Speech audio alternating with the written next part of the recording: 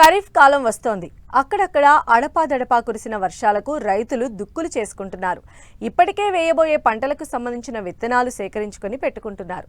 అయితే కొనుగోలు చేసిన విత్తనం మంచిదేనా, వేసిన తర్వాత గింజ మొలక సక్రమంగా వస్తుందా వంటి అనుమానాలు రైతుల్లో రావటం సహజం. అందుకు తగినట్లుగానే చాలా చోట్ల నకిలీ విత్తనాలతో రైతులు మోసపోవడం చూస్తూనే ఉన్నాం. ఈ నేపథ్యంలో రైతులు విత్తనాల నాణ్యత ఏ విధంగా తెలుసుకోవచ్చో తెలియజేస్తున్నారు రాజేంద్ర నగర్లో విత్తన పరిశోధన కేంద్ర శాస్త్రవేత్తలు.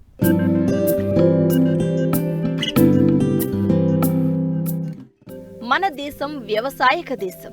దాదాపు 65% పైగా వ్యవసాయంపైనే ఆధారపడి జీవనం సాగిస్తున్నారు. అయితే మారుతున్న వాతావరణ పరిస్థితుల వలన రైతులు ఎన్నో ఒడిదొడుకులు ఎదుర్కొంటున్నారు. ఈ ఏడాది ఋతుపవనాలు ఆశాజనకంగా ఉంటాయన్న వాతావరణ కేంద్రం సూచనలు రైతుల్లో కొత్త ఉత్సాహాన్ని నింపాయి. అందుకు అనుగుణంగానే వర్షాలు కురుస్తున్నాయి. ఇప్పటికే పొలం పనులను ప్రారంభించిన రైతులు దృష్టి పెట్టాల్సిన మరొక కీలక అంశం నాణ్యమైన విత్తనాల ఎంపిక. దాదాపు అన్ని రకాల పంటల్లోనూ హైబ్రిడ్లు రాజ్యమేలుతున్న ప్రస్తుత తరుణంలో రైతులు కాస్త మెలకువగా వ్యవహరించాలి. అధిక దిగుబడులు సాధించి మంచి ఫలసాయం పొందాలి అనేదే అందరి భావన. లాభసాటి పంటకు విత్తనం ప్రధానం. మొలక శాతం బాగా ఉన్న విత్తనాన్ని సేకరించుకోవాలి. విత్తనం కొనుగోలు చేశాక మొలక శాతాన్ని పరిశీలించి నాణ్యతా ప్రమాణాలకు అనుగుణంగా ఉంటేనే విత్తుకోవాలి. అయితే మొలక శాతాన్ని ఏ విధంగా తెలుసుకోవాలో తెలియజేస్తున్నారు Rajendranagar seed technology assistant professor doctor Y Bharati. So విత్తన మొలక శాతాన్ని మేము 3 పద్ధతుల ద్వారా టెస్ట్ చేస్తామన్నమాట.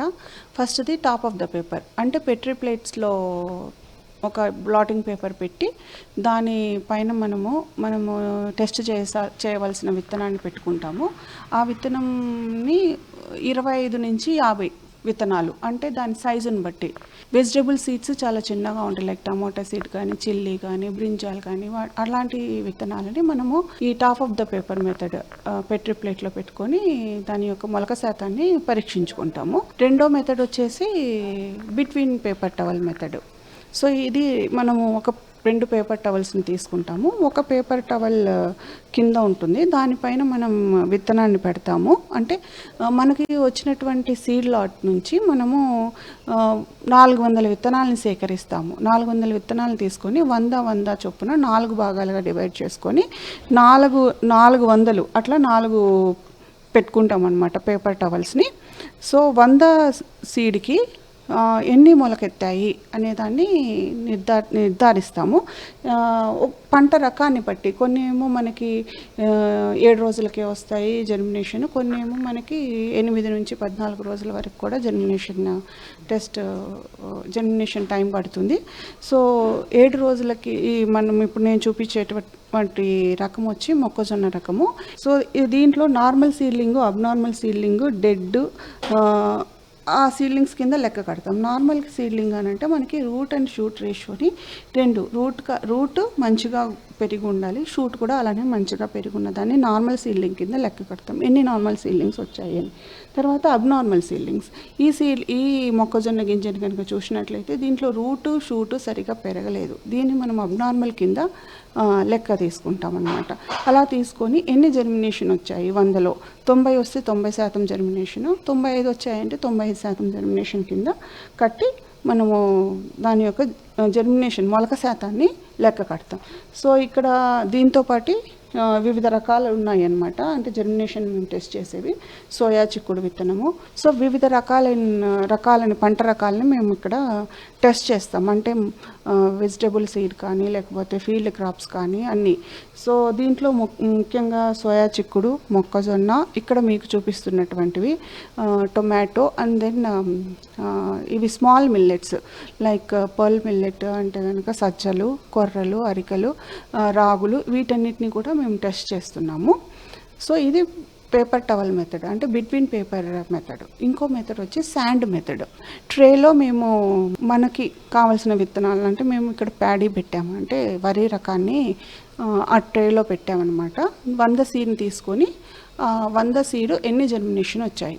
సో రైతులు మోస్ట్లీ వాళ్ళు కొన్న విత్తనానికి మొలక శాతం నా విత్తనంలో ఉందా లేదా అని తెలుసుకోవాలి అని అనుకుంటే వారి ఇంటి దగ్గరనే వాళ్ళు కొన్న విత్తనాన్ని వాళ్ళు పరీక్ష చేసుకోవచ్చు అనమాట. ఎలా అంటే ఇంట్లో తొట్టులు కానీ పూల కుండీల తొట్టులు, ఇసుక తొట్టులు కానీ ఉన్నాయనుకోండి, అలా శాండ్ మెథడ్ని అంటే కొంచెం ఇసుకని మరి రాళ్ళు అవన్నీ లేకుండా కొంచెం జల్లించుకొని ఆ తొట్టిలో నింపుకొని వాళ్ళు కొన్న విత్తనం నుంచి మధ్యలో నుంచి అంటే పైన విత్తనంని కాకుండా బాగా కలిపేసి మధ్యలో నుంచి విత్తనాన్ని సేకరించి ఒక 100 విత్తనాలని ఆ తొట్టిలో కనుక నాటుకున్నారు అని అంటే ఆ నాటుకున్న విత్తనంలో నుంచి మళ్ళీ ఒక 3 నుంచి 7 రోజుల వరకు వాళ్ళు రోజు చూసుకుంటూ ఉండాలి ఎన్ని వచ్చాయి మొలక, 100లో ఎన్ని మొలక వచ్చాయి. సో అది అతని యొక్క మొలక శాతం. అంటే అతను కొన్న విత్తనం పైన ఉన్న లేబుల్ అంటే ఫర్ ఎగ్జాంపుల్ 95% అతనికి మొలక శాతం ఉందని ఆ లేబుల్ పైన ఉండొచ్చు.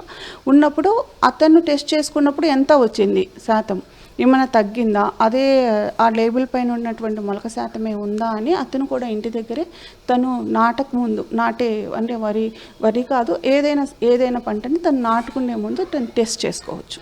సో ఈ పేపర్ టవల్స్ని వీటికి దీనికి కావాల్సినటువంటి టెంపరేచరు, రిలేటివ్ హ్యూమిడిటీ అంటాము అంటే తేమ శాతము, తర్వాత దాని లైట్, ఈ 3 ఉండాలి. సో వీటిని మేము వాకిన్ జెర్మినేటర్ అనేది మా ల్యాబొరేటరీలో ఉంది.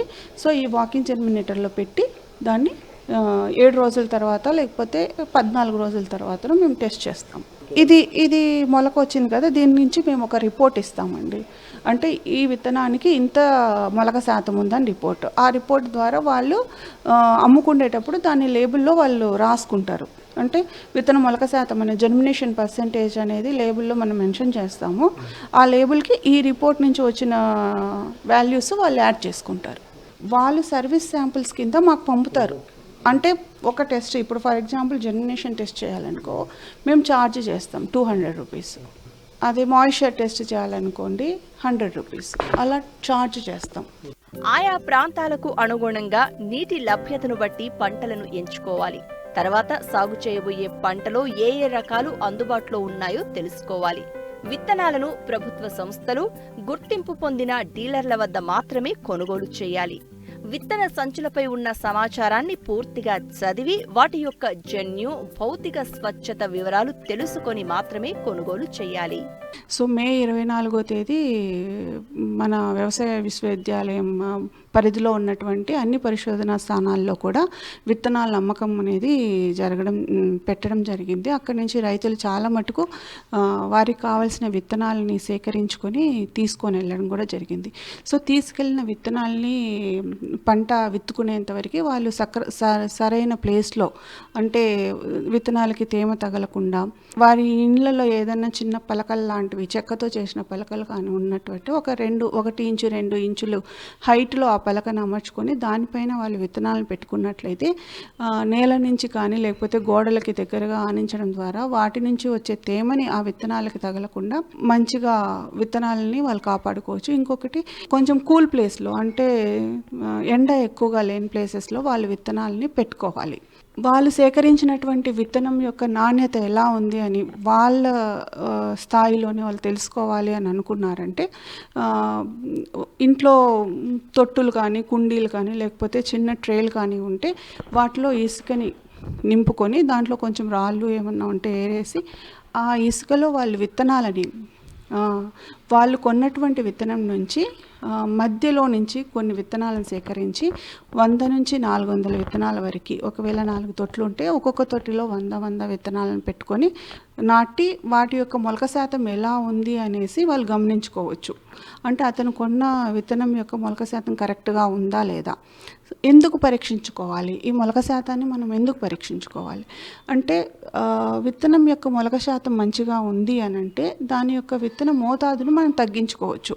ఫర్ ఎగ్జాంపుల్ మనం కొన్న విత్తనంలో 95% మొలక శాతం ఉంది అని అంటే విత్తన మోతాదు రిక్వైర్డ్ విత్తన మోతాదు ఎంతైతే చెప్తామో అంత వేసేసుకోవచ్చు. ఒకవేళ దాంట్లో సరిగా లేదు అన్న సమయంలో మనం కొంచెం ఎక్కువ విత్తనాన్ని నాటాల్సి ఉంటుంది. అంటే 75% ఉందనుకోండి మనం విత్తనం కొన్న దాంట్లో విత్తన మొలక శాతం మనకు కొంచెం ఎక్కువ విత్తనం పడుతుంది.